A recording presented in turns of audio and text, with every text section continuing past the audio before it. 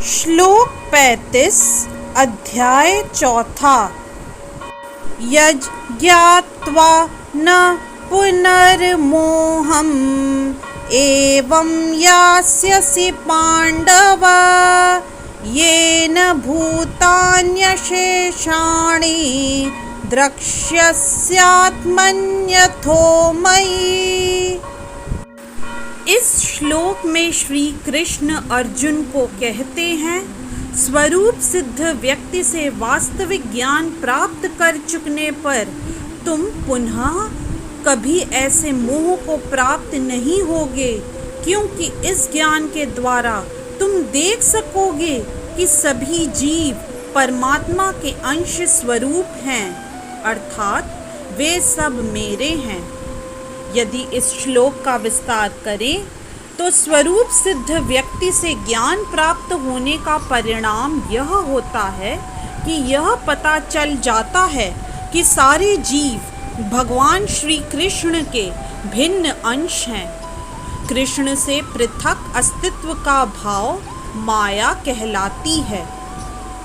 कुछ लोग सोचते हैं कि हमें कृष्ण से क्या लेना देना है, वे तो केवल महान ऐतिहासिक पुरुष हैं और परब्रह्म तो निराकार हैं। वस्तुतः जैसा कि भगवत गीता में कहा गया है, यह निराकार ब्रह्म कृष्ण का व्यक्तिगत तेज है। कृष्ण भगवान के रूप में प्रत्येक वस्तु के कारण हैं। ब्रह्म संहिता में स्पष्ट कहा गया है कि कृष्ण श्री भगवान है और सभी कारणों के कारण हैं। यहाँ तक कि लाखों अवतार उनके विभिन्न विस्तार ही हैं। इसी प्रकार सारे जीव भी कृष्ण का अंश हैं। मायावादियों की यह मिथ्या धारणा है कि कृष्ण अपने अनेक अंशों में अपनी निजी पृथक अस्तित्व को मिटा देते हैं। यह विचार सर्वथा भौतिक है।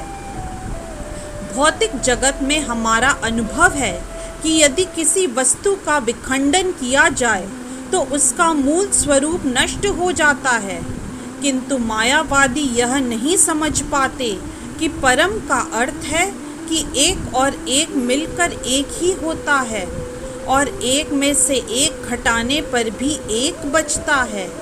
परब्रह्म का यही स्वरूप है। ब्रह्म विद्या का पर्याप्त ज्ञान न होने के कारण हम माया से आवृत्त हैं। इसीलिए हम अपने को कृष्ण से पृथक सोचते हैं। यद्यपि हम कृष्ण के भिन्न अंश ही हैं, किंतु तो भी हम उनसे भिन्न नहीं हैं। जीवों का शारीरिक अंतर माया है अथवा वास्तविक सत्य नहीं है। हम सभी कृष्ण को प्रसन्न करने के निमित्त हैं। केवल माया के कारण ही अर्जुन ने सोचा कि उसके स्वजनों से उसका क्षणिक शारीरिक संबंध कृष्ण के शाश्वत आध्यात्मिक संबंधों से अधिक महत्वपूर्ण है। गीता का संपूर्ण उपदेश इसी ओर लक्षित है कि कृष्ण का नित्य दास होने के कारण जीवन में जीव उनसे पृथक नहीं हो सकता। कृष्ण से अपने को विलग मानना ही माया कहलाती है। परब्रह्म के भिन्न अंश के रूप में जीवों को एक विशिष्ट उद्देश्य पूरा करना होता है। उस उद्देश्य को भुलाने के कारण ही वे अनादिकाल से मानव, पशु, देवता आदि देहों में स्थित हैं। ऐसे शारीरिक अंतर भगवान के दिव्य सेवा के विस्मरण से जनित हैं, किंतु जब कोई कृष्ण भावनामृत के माध्यम से दिव्य सेवा में लग जाता है तो वह इस माया से तुरंत मुक्त हो जाता है। ऐसा ज्ञान केवल प्रामाणिक गुरु से ही प्राप्त हो सकता है और इस तरह वह इस भ्रम को दूर कर सकता है कि जीव कृष्ण के तुल्य है।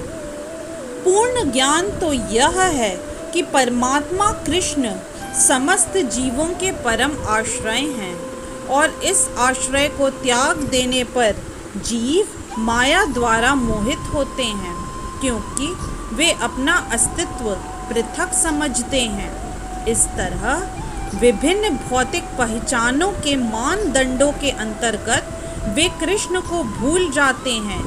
किंतु जब ऐसे मोहग्रस्त जीव कृष्ण भावनामृत में स्थित होते हैं तो यह समझा जाता है कि वे मुक्ति पथ पर हैं, जिसकी पुष्टि भागवत में की गई है।